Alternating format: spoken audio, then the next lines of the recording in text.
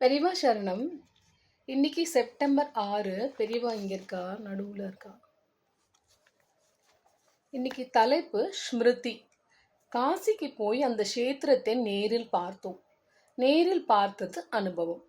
ஊருக்கு திரும்பி வந்து நீண்ட நாட்களுக்கு பின்னர் கோவிலுக்கு போகும்போது இந்த உள்ளூர் கோவிலில் உள்ள காசி விஸ்வநாதர் சந்நிதிக்கும் போகிறோம். உடனே காசியில் நாம் அனுபவித்த விஸ்வநாத தரிசனம் நினைவுக்கு வருகிறது. இடையில் பல நாட்கள் இந்த நினைவு இல்லை. வாழ்க்கையில் நிறைய பேரை பார்க்கிறோம், பிறகு அவர்களை நினைப்பதில்லை. மீண்டும் பார்க்கும்போது ஓஹோ, இவரை இதற்கு முன்பே பார்த்திருக்கிறோமே என்று பழைய ஞாபகம் வருகிறது.